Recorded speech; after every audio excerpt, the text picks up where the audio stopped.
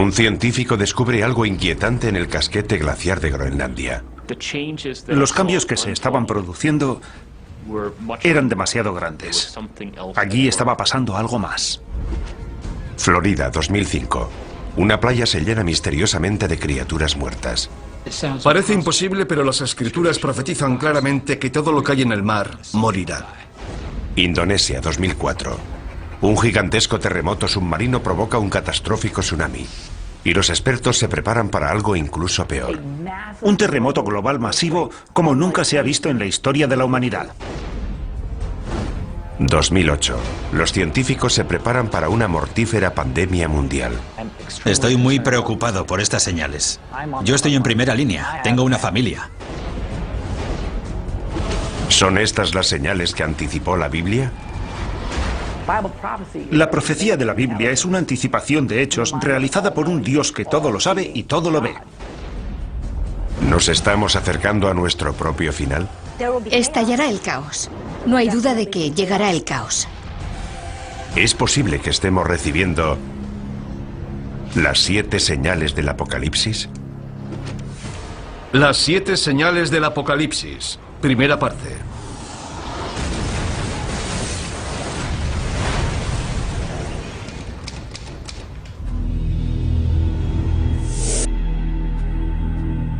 Todas las civilizaciones de la historia se han imaginado su propio final. De hecho, Apocalipsis es una palabra griega que puede traducirse por revelación, el descubrimiento de algo oculto a la humanidad. La clave para descodificar la profecía está aquí, en el libro de la Revelación, el último libro del Nuevo Testamento. El libro de la Revelación fue escrito por un profeta llamado Juan de Patmos alrededor del año 100 después de Cristo. Es el más misterioso y profético de todos los libros de la Biblia. El libro de la Revelación o del Apocalipsis nos representa un cuadro de total devastación en la tierra como preparación para el día del juicio final. Es el plan maestro que concibe Dios para el fin del mundo. Y este libro de la Revelación nos dice que ese plan maestro está escrito en un rollo de pergamino sellado con 7 sellos. A medida que se van rompiendo los sellos del pergamino, se produce un nuevo desastre. Una nueva señal de que el fin del mundo está próximo.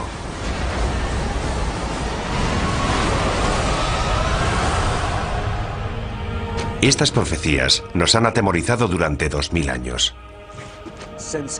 Desde la muerte y resurrección de Jesucristo, ha habido muchos falsos mesías que aseguraban que el fin estaba cerca. Sin embargo, todo el mundo sabe, ateos, cienciólogos, hindúes, cristianos, católicos o judíos, todo el mundo sabe que estamos al borde del Apocalipsis.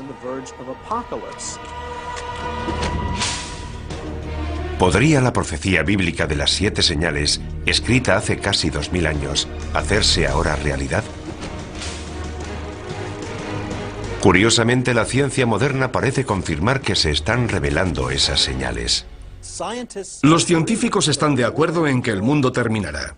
Y también en que muchas de las características del fin del mundo serán similares a los fenómenos y catástrofes descritos en el libro de la Revelación. Ahora bien, discrepan en si se trata de la voluntad de Dios, tal y como se profetiza en el libro, o si son meros accidentes del mundo natural. Para quienes creen en el libro del Apocalipsis, las señales de advertencia que marcan el principio de la profecía están claras. Los 4 jinetes del Apocalipsis. Los eruditos bíblicos han descifrado su simbolismo. 4 jinetes montados sobre sendos caballos, blanco, rojo, negro y pajizo, y todos traen horribles desgracias. Si la profecía ha empezado, entonces los terrores que traen estos 4 jinetes ya están aquí.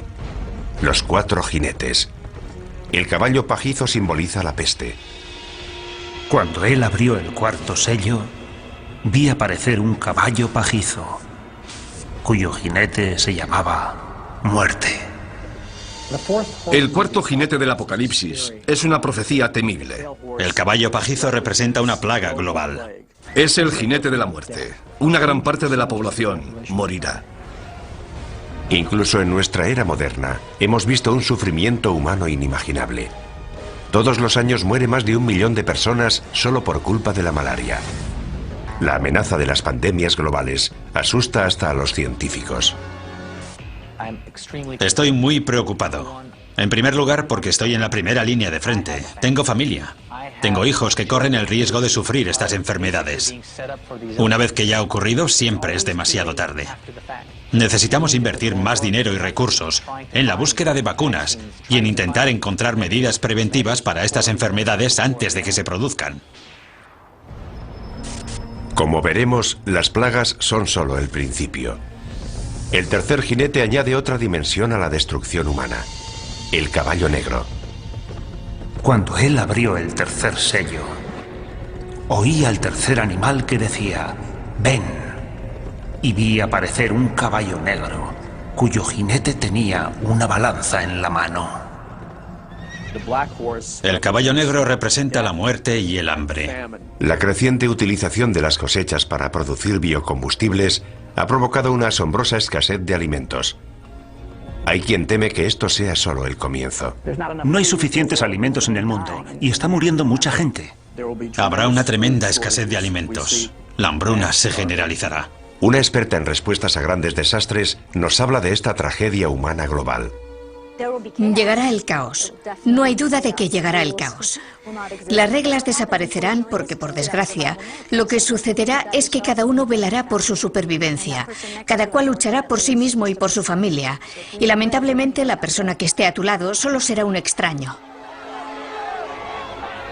El segundo jinete trae una catástrofe incluso mayor. Y surgió otro caballo de color rojo. Al que lo montaba se le dio el poder de hacer que los hombres se degollaran unos a otros. El caballo rojo representa conflictos y una guerra masiva a escala planetaria. Las pruebas de esta señal ya están por todas partes. Guerra, genocidio, terrorismo. Un sufrimiento humano increíble se está extendiendo por todo el mundo. Pero ¿a dónde nos conduce esto? Expertos tanto laicos como religiosos están de acuerdo en que la posibilidad de la aniquilación humana es real. Jerry Jenkins, coautor de las novelas Dejados atrás, nos explica su teoría. Parece que ahora que las catástrofes naturales son cada vez más graves y que cada vez hay más guerras y enfrentamientos entre países a escala global, nos estamos dirigiendo hacia un cataclismo de enormes proporciones. Las pruebas del cuarto, tercer y segundo caballo ya están a nuestro alrededor. Pero es el primer jinete el que nos causa un mayor terror. Y vi surgir un caballo blanco. El que lo montaba tenía un arco y salió como vencedor para vencer. Después de Satanás, el primer jinete es la figura más diabólica de la Biblia: el Anticristo.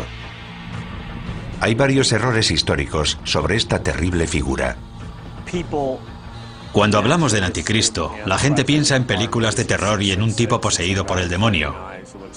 Pero no veremos al anticristo gritando en un estadio con una esvástica, y la gente no dirá "Sí, Heil". Vendrá predicando la paz. Llegará en una época similar a la actual, repleta de todo tipo de guerras y conflictos. Será una persona tan persuasiva y tan amante de la paz que la gente se acercará a ella y dirá: dejemos que nos guíe él, en vez de todos esos políticos. El libro del Apocalipsis anticipa que, en última instancia, el Anticristo opta por el lado oscuro y desempeñará un papel central en la última señal: la devastadora guerra que pondrá fin al mundo. El Armagedón. La clave para descifrar el resto de la profecía es el número 7. El autor del libro de la Revelación, como todos los primeros cristianos, nació y fue criado y educado como judío. ¿Cuál es el número sagrado de la Biblia hebrea? Es el número 7, el número de días que necesitó Dios para crear el mundo. Más tarde llegó una hambruna que iba a durar 7 años. Pero antes Dios concedió al pueblo de Egipto 7 años de prosperidad. A lo largo de toda la Biblia vemos que es un número recurrente que aparece una y otra vez, y donde alcanza todo su significado es en el libro del Apocalipsis. Hay una serie de juicios sucesivos que van creciendo en intensidad. Hay 7 sellos, hay 7 trompetas y hay 7 copas. Y van todos fluyendo en un orden continuo, pero hay un crescendo. Es un crescendo que no ha hecho más que empezar. La siguiente señal es una aniquilación global, enviada desde el propio cielo.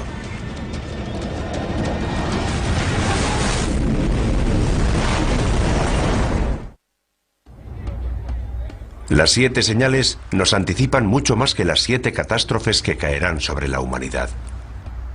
La intrincada profecía describe 7 catástrofes dentro de las 7 señales, dentro de otras 7 señales. Esta pesadilla global llegará desde el cielo. Y las estrellas del cielo cayeron sobre la tierra. El cielo se retiró. Y los reyes de la tierra se escondieron en las cavernas y en las rocas de los montes. En el Apocalipsis se habla más de una vez de objetos que caen del cielo. En el libro, Juan tiene lo que parece una visión en la que ve las estrellas cayendo del cielo. Podría ser una lluvia de meteoritos, el impacto de un gran meteoro o el impacto de un asteroide gigantesco sobre el planeta Tierra.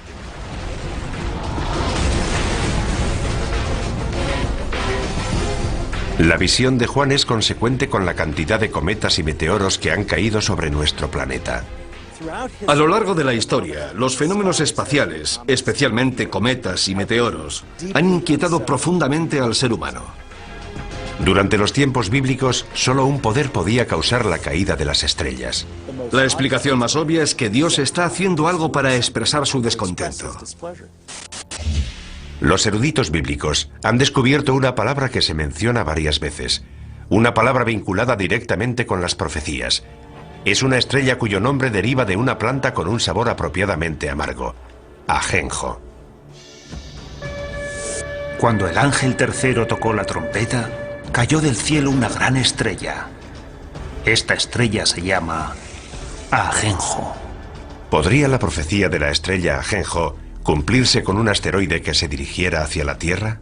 La profecía de la estrella ajenjo es pavorosa, porque provoca una gran destrucción, mata a mucha gente y a gran parte de la flora y de la fauna. Algo de tal magnitud no escaparía a los modernos radares de hoy. Lo que la religión ha interpretado como una profecía es considerado un hecho por científicos como el Dr. Phil Plait. No hay duda de que el mayor peligro procedente del espacio sería el impacto de un asteroide, porque si esperamos lo suficiente, ese impacto se producirá. Seguro que un gran asteroide chocará contra la Tierra. Eso está garantizado al 100%. Los meteoros caen de forma periódica sobre la Tierra. Cada 100 años recibimos el impacto de meteoros lo suficientemente grandes como para provocar grandes daños. ¿Podría un asteroide chocar contra la Tierra y destruirlo todo? Hay señales que nos indican que podría ocurrir. Un gran pedazo de hierro de unos 50 metros de anchura cayó en el desierto hace unos 50.000 años. La energía liberada rondaría los 20 megatones, el equivalente a una explosión de 20 millones de toneladas de TNT. Hay un hecho que prueba esta teoría. Los científicos creen que hace 65 millones de años, un asteroide chocó contra la Tierra, causando un impacto inimaginable. Nuestro planeta acabó incinerado, calcinado. Una roca de 9 kilómetros de anchura, más grande que el Everest, impactó contra la península de Yucatán en el Golfo de México. La energía de este impacto fue descomunal. Esa masa, a esa velocidad, generó 100 millones de megatones de energía, y puesto que una bomba de hidrógeno tiene una potencia de 1 megatón, eso supondría una energía similar a la de 100 millones de bombas de hidrógeno. El asteroide de 9 kilómetros de anchura provocó daños de una magnitud bíblica. Toda esa energía en movimiento se convirtió en calor. Vaporizó una gran cantidad de agua de mar. El impacto contra la Tierra creó una gigantesca columna de humo, vapor de agua y roca fundida. Se produjeron maremotos, tsunamis de cientos de metros de altura. La Tierra tembló como si hubiera sufrido un terremoto de magnitud 12. Esparció detritos por todo el planeta que volvieron a la atmósfera y se calentaron formando estrellas fugaces con una energía de alrededor de 20 millones de megatones. Unas horas después del impacto, todo el continente estaba en llamas. fue literalmente un infierno en la Tierra. ¿Puede un asteroide provocar un apocalipsis? La prueba es concluyente. La colisión de un asteroide es factible, y la pregunta no es si podría producirse, sino cuándo. El Observatorio de Arecibo lleva localizando objetos en nuestro sistema solar desde 1963, y aún sigue siendo el mayor telescopio del mundo. A diferencia de los telescopios ópticos, los radiotelescopios como el de Arecibo realizan observaciones electrónicas, y su funcionamiento es similar al de los radares. Tenemos un sistema de radar de 1 megavatio, posiblemente el más potente del mundo. Lo utilizamos para localizar a los asteroides y recibir información precisa sobre su trayectoria. Eso nos permite conocer la órbita de esos objetos y saber si representan una amenaza o no. Sus descubrimientos están asombrando tanto a la comunidad religiosa como a la científica. Los objetos peligrosos son aquellos que son lo bastante grandes como para provocar daños sustanciales. Básicamente los que tienen más de 150 metros de anchura. Yo diría que hay entre 10.000 y 20.000 asteroides de ese tamaño. Y sabemos dónde está entre el 10 y el 30% de esos asteroides. Calculando por lo bajo, 7 de cada 14.000 asteroides no conocidos representan una amenaza para la Tierra. Un asteroide de apenas 100 metros de anchura podría destruir una ciudad del tamaño de Tokio. Si uno de estos asteroides hace realidad la profecía de la estrella Ajenjo, si de verdad es una de las 7 señales, se produciría un apocalipsis como jamás se ha conocido en la historia de la humanidad. Si un asteroide de unos 200 metros de anchura, de un tamaño similar al de un estadio de fútbol, atravesara la atmósfera terrestre, alcanzaría una temperatura extrema. Si estuviéramos en Nueva York, por ejemplo, y miráramos hacia arriba, veríamos una enorme bola de fuego surcando el cielo.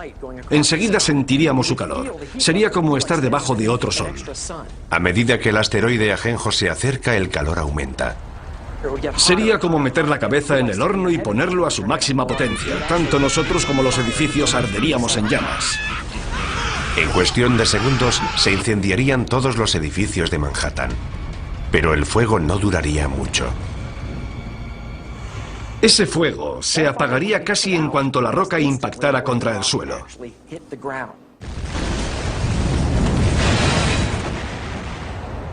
El asteroide Ajenjo formaría un gigantesco cráter. Se produciría una enorme onda expansiva que derribaría los edificios a varios kilómetros a la redonda. Es probable que la onda de presión sumada al calor acabara destruyendo toda la isla de Manhattan. El impacto de Ajenjo sería de tal magnitud que destruiría una tercera parte de la fauna marina. Toda la costa quedaría arrasada. Envenenaría el mar, mataría a la gente, mataría a las plantas y a los animales. La devastación sería enorme y global. El impacto humano más devastador podría producirse en los días y años posteriores al impacto. Un fenómeno conocido como invierno de impacto. Gran parte de los detritos procedentes de la formación del cráter oscurecerían el sol. La luz solar se reduciría tanto que paralizaría la fotosíntesis, las plantas morirían y toda la cadena trófica quedaría desmantelada. Estamos hablando de muertes a una escala inimaginable. La economía mundial se tambalearía. Habría grandes zonas en las que no se podría cultivar ningún alimento. Aparte de los efectos inmediatos del impacto, los efectos a largo plazo podrían durar años. La muerte procedente del cielo puede hacerse realidad, casi como la describe el profeta Juan en el libro de la Revelación. Es solo el principio del viaje hacia el apocalipsis bíblico definitivo. Tanto los creyentes en las 7 señales como los científicos están de acuerdo. Es solo cuestión de tiempo que se propague una plaga capaz de matar a millones de personas. La profecía de las 7 señales describe unas catástrofes terribles. Quienes creen en el fin de los tiempos no dudan que Dios está dispuesto a desatar toda su furia. Y lo peor está aún por llegar. La enfermedad, temida por todas las civilizaciones desde los albores de la humanidad. Incluso hoy, la humanidad sigue aterrorizada por varias enfermedades epidémicas. el síndrome respiratorio agudo severo, o SRAS, golpeó a 29 países. Desde 1972, la malaria ha matado a casi 100 millones de personas, y una cepa de la gripe aviaria podría provocar una pandemia mundial en cualquier momento. Todas estas amenazas podrían vincularse a una de las 7 señales. Y vi aparecer un caballo pajizo, cuyo jinete se llamaba Muerte. Es una de las señales más aterradoras de toda la profecía. En el Apocalipsis hay numerosas analogías de lo que yo considero que son plagas, y la primera de todas es la del caballo pajizo. Yo creo que el caballo pajizo representa la propagación de enfermedades y plagas sobre la Tierra. Pienso que es cuestión de tiempo que volvamos a sufrir otra plaga. Se desatarán las fuerzas del infierno. Habrá plagas, habrá enfermedades, habrá muertes casi de todo tipo, hasta el punto de que la Biblia describe que perecerá una cuarta parte de la población mundial. Una cuarta parte del mundo. Más de 1.000 millones de muertes. Es un número difícil de aceptar. ¿De verdad existe algo capaz de provocar tanto sufrimiento? Una vez más, los científicos nos proporcionan los datos. Cada 10 años se desarrolla una cepa de un virus peligroso. Cada 100 años se produce una pandemia catastrófica. Eso es bien sabido. No es nada nuevo. Basta con examinar nuestra historia. La historia. Nuestro pasado está repleto de plagas y pandemias que se remontan a los albores de la humanidad. Durante el tiempo en el que Juan de Patmos escribió el libro del Apocalipsis, alrededor del año 100 después de Cristo, las plagas devastaron las regiones que corresponden a Libia, Egipto y Siria, todas ellas cercanas a la isla de Patmos. Es incluso posible que el propio Juan las hubiera conocido directamente. Pero la plaga más mortífera de todas se produjo en la Edad Media, la peste negra. La peste bubónica devastó Europa en la década de 1340, matando casi a 50 millones de personas. La enfermedad causa grandes y dolorosos tumores negros llamados bubones, de ahí su nombre. Para el año 1400, el número de muertos alcanza los 100 millones de personas en todo el mundo, con lo que la población mundial pasa de 450 millones de habitantes a 350 millones. Como podría ocurrir hoy, algunas víctimas buscaron respuestas en la Biblia y creyeron que la peste era un castigo, consecuencia de la ira de Dios. Los europeos revistieron a la peste negra de un significado espiritual. Fue la forma clásica de castigo que Dios lanza sobre la tierra y que se describe no solo en el libro de la Revelación, sino incluso en el relato de las 10 plagas de Egipto durante el Éxodo. Por eso, la utilización de la peste como prueba de la ira de Dios es una tradición antigua que se recoge de forma destacada en el Apocalipsis. A medida que los supervivientes se hacen inmunes, la peste negra retrocede. Pero el temor al virus asesino continuó durante siglos. La peor pandemia de tiempos modernos empezó en 1918, justo cuando estaba terminando la guerra más cruenta de la historia. Los médicos la llamaron gripe española. Fue una gripe mortal que se propagó por todo el mundo y mató casi a 100 millones de personas, lo que significa que la gripe española fue 2 veces más mortífera que la Primera Guerra Mundial.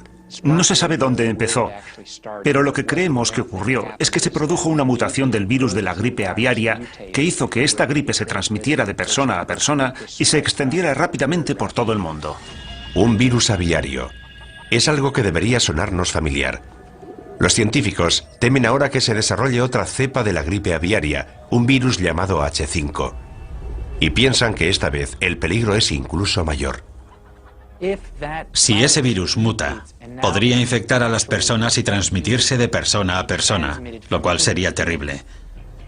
Podrían morir 50, 100, 150 millones de personas. Como ocurrió durante la pandemia de 1918, una mutación del virus H5 podría transmitirse fácilmente entre las personas.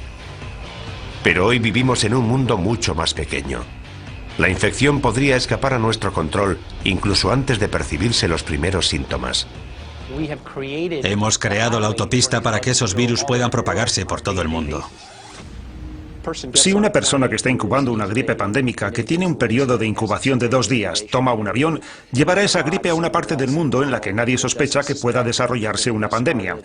Pasaría algún tiempo antes de ser detectada, y esto podría ocurrir en muchas zonas del mundo. Imagínese la cantidad de gente que pasa por el aeropuerto de Los Ángeles y piense que una persona puede infectar a todos los que viajan en su avión. Y cuando esas personas salen del aeropuerto, pueden contagiar a todos los que entran en contacto con ellas. Una vez que eso ocurre, desaparece la inmunidad. Todos estamos expuestos. Los síntomas del virus H5 empiezan de forma inocua, por lo que una persona infectada puede desconocer que está transmitiendo el virus. Es probable que los primeros síntomas de un virus pandémico fueran similares a los de la gripe común: fiebre, tos, dolores musculares. Mucosidad, ojos llorosos, dolor de garganta. Pero los síntomas avanzan rápidamente. Te duelen los músculos, la garganta, empiezas a toser, tienes dificultades para respirar. La progresión es imparable, no te llega el aire a los pulmones. Parada cardíaca, insuficiencia renal. 4 días después de que hayan empezado los síntomas te ingresan y pasarán 9 días más antes de que te mueras. Pero por angustiosas que parezcan estas predicciones, puede que la gripe aviaria no sea uno de nuestros mayores peligros. La plaga más devastadora podría tener un origen más siniestro.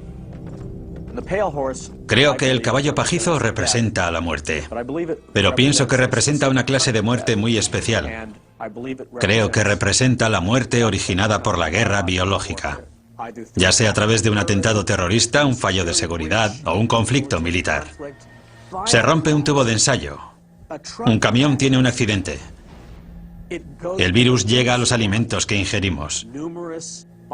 En el planeta Tierra se liberan numerosas plagas biológicas creadas por el hombre. No hay remedio para ellas. Se propagan como el fuego. Millones de personas van a morir. ¿Y si surgiera algo que no pudiéramos contener? Imaginemos que 1 o 2 personas infectan a toda la población. Es fácil. Como experto en armas de destrucción masiva, John Barton entiende la amenaza que representan los virus biológicos de la actualidad. Dados los avances que está experimentando la bioingeniería, creo que esa es nuestra principal amenaza. Los sistemas de armas biológicas han alcanzado un gran desarrollo. Es bastante fácil perpetrar un ataque bioterrorista. La mayoría de estos virus son invisibles, inodoros, insípidos, y ni siquiera sabemos cómo responder al bioterrorismo. Generalmente no tenemos antivirales ni tratamientos preparados porque muchas veces ni siquiera sabemos a qué nos enfrentamos. Digamos que hay una célula terrorista que ha creado un virus que se propaga por el aire. Si lo liberan o se lo inoculan a otro ser humano en una zona de alta densidad como Los Ángeles o Nueva York, infectarán a todo el mundo. Conseguirán su objetivo. Con lo mucho que viajan los estadounidenses y la cantidad de fronteras que cruzan los europeos, podríamos propagar fácilmente una cepa mortífera en cuestión de semanas. Los médicos se verían desbordados por un tsunami de enfermos y moribundos.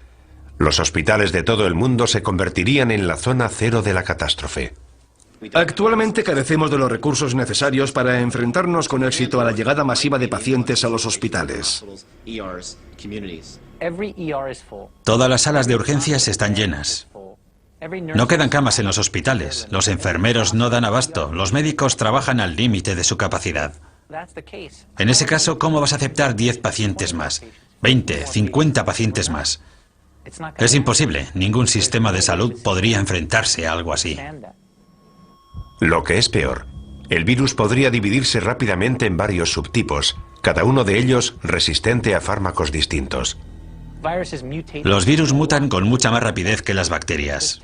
Basta con que un virus mute y forme la combinación correcta para que no sobreviva nadie.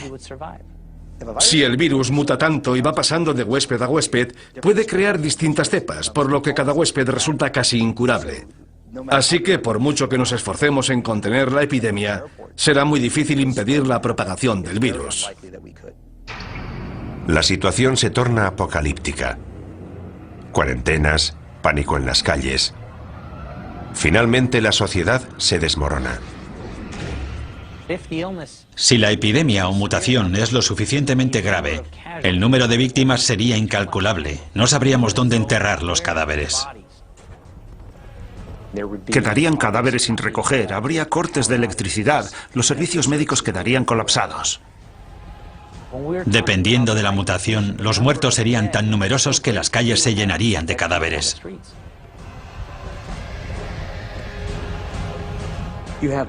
La gente moriría en masa y los antibióticos no servirían de nada porque estamos hablando de virus diseñados genéticamente en laboratorios.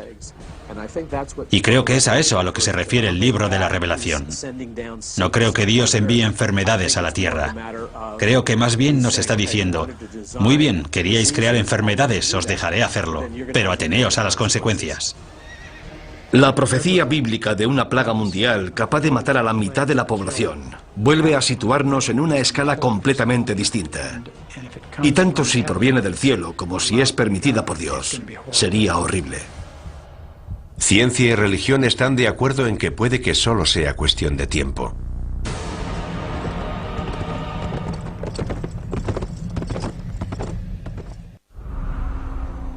Mucha gente se muestra escéptica respecto a las 7 señales de la Biblia. No pueden creer que un Dios benevolente pueda lanzar semejante holocausto contra la humanidad. Pero si investigamos la profecía de las 7 señales, vemos que empieza a emerger un patrón. Es un lugar oscuro, situado en los márgenes del conocimiento humano. Un lugar en el que las diferencias entre la ciencia moderna y la antigua profecía empiezan a difuminarse. La siguiente señal nos sitúa frente a ese lugar oscuro, revelándonos un nuevo nivel de horror y destrucción. En la última década el mundo ha sufrido toda una serie de catastróficos terremotos. El tsunami subsiguiente al terremoto de Sumatra de 2004 mató al menos a 270.000 personas. No hace mucho se ha producido un terremoto en China que se calcula que ha matado a 80.000 personas. En 2005 hubo un terremoto en Pakistán que mató a otras 80.000 personas. Mueren cientos de miles de personas. Mujeres, niños, jóvenes y ancianos. ¿Están estas terribles catástrofes relacionadas con alguna antigua profecía bíblica? Para quienes creen en las 7 señales, las pruebas son claras. Cuando él abrió el 6º sello, vi que se producía un gran terremoto. Hay quien cree que lo peor está aún por llegar. Jamás se ha visto nada parecido en la historia de la humanidad. Es un gran terremoto global que aterrorizará a la gente en lo más profundo de su ser. Imagínese un mundo devastado por terribles terremotos que se producen todos al mismo tiempo. Las consecuencias de algo así aterrorizan hasta a los científicos. En Estados Unidos estamos preparados para los terremotos, pero imagínese lo que ocurriría en lugares como Bangladesh. El número de víctimas sería altísimo. Para muchos devotos cristianos esto sería un anticipo de la destrucción profetizada por las 7 señales. Una prueba más de que Dios está intentando despertar a la raza humana para que se sienta más cerca de Él. Los terremotos desempeñan un papel central en la profecía, algo que va más allá de lo que ocurre cuando se rompe el 7º sello. Los terremotos son un juicio clave de Dios en todo el libro del Apocalipsis. Cuando se vierte la 7ª copa, se produce un terremoto como no lo hubo desde que existen hombres sobre la Tierra. Se derrumban las montañas por todo el planeta. Las islas se hunden y desaparecen. Ciudades enteras quedan arrasadas.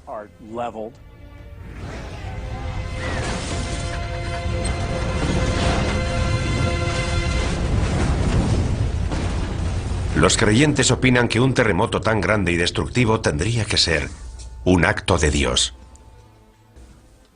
Muchos de los juicios del libro de la Revelación son una intensificación de fenómenos naturales que vemos hoy en día. No creo que podamos examinar el mundo natural de hoy y decir que es eso lo que va a ocurrir. Se trataría de un suceso sobrenatural. Los terremotos tienen una larga historia que precede a la Biblia. El reputado sismólogo Thomas Jordan es director del Centro de Terremotos del sur de California. Los terremotos son las catástrofes naturales que más víctimas causan. Tenemos noticia de que a lo largo de la historia ha habido al menos 20 o 21 terremotos que han matado a más de 50.000 personas cada uno. Los terremotos se producen junto a las líneas de falla, lugares en los que colisionan las gigantescas placas tectónicas que forman la corteza terrestre. Puesto que cada placa pesa billones de toneladas, la energía liberada por un gran terremoto es enorme. De hecho, la isla de Patmos, donde se escribió el Apocalipsis, se encuentra en una zona de gran actividad sísmica. Es incluso probable que Juan de Patmos experimentara de primera mano el terror de un terremoto. Lo mismo puede decirse de sus primeros lectores, los cristianos que vivían en la parte oriental del Imperio Romano. Para ellos el simbolismo de los terremotos estaba claro. Eran el resultado de la ira de Dios. Cuando llegamos al final del juicio de las copas con el gran terremoto, sabemos que hay un gran miedo entre los hombres porque son conscientes de que se enfrentan a la ira de Dios. Dios está descontento. Hoy en día los expertos están intentando conocer más a fondo estos desastres naturales. En California, los geólogos realizan perforaciones con instrumentos muy sensibles en una de las fallas sísmicas más peligrosas del mundo, la falla de San Andrés. En este momento nos encontramos en una situación en la que los científicos nos sentimos incapaces de predecir los terremotos. Es la primera vez que se perfora en una falla sísmica activa. Los sismólogos han instalado una estación de control en la zona de falla para descubrir si es posible o no predecir los terremotos. Aunque hay algo que los científicos tienen muy claro. Sabemos que esos desastres van a producirse. La pregunta es ¿cuándo? Quienes creen en las 7 señales piensan que se va a desatar una fuerza aún más poderosa. No estoy seguro de que sean necesarias todas esas explicaciones científicas. Si Dios decide provocar un terremoto, lo hará. Ya sabemos cuál es la causa de los terremotos y sabemos que continuarán produciéndose. Pero ¿qué tendría que pasar hoy para que un terremoto fuera considerado una señal de Dios? Para que se cumpla esa profecía, tendría que producirse una serie de terremotos globales en diversas ciudades situadas todas junto a las líneas de falla. San Francisco, Tokio, Shanghái, Atenas, Estambul. La lista incluiría algunas ciudades de Estados Unidos, especialmente las que están próximas a la falla de San Andrés. La línea de falla discurre desde el extremo sur del estado, pasa por las zonas urbanizadas de Los Ángeles y llega al norte de California a través de San Francisco. Alina Dorian ha dedicado gran parte de su carrera a planear la respuesta a ese día. El peor lugar y momento para que se produzca un terremoto es en las ciudades en las que la mayoría de la población se encuentra en zonas de alto riesgo, con rascacielos y autopistas, y cuando los niños están en el colegio. Sería un fenómeno extremadamente violento. El suelo podría moverse entre 3 y 6 metros. La sacudida sería tan fuerte que la gente perdería el equilibrio. No podría mantenerse en pie. Las ventanas de los edificios altos se caerían. Los rascacielos serían un peligro tremendo. Todo lo que cae de gran altura se convierte en una bala perdida. A eso hay que añadirle que los cristales, que en esos edificios están fabricados para soportar fuertes vientos, se convertirían en cuchillas voladoras. Los traumatismos que producirían esos objetos serían enormes. Gran parte de los edificios de ladrillo más antiguos se derrumbarían. Los edificios de hormigón antiguo también. El suelo se levantaría en grandes bloques dejando a la gente atrapada entre ellos.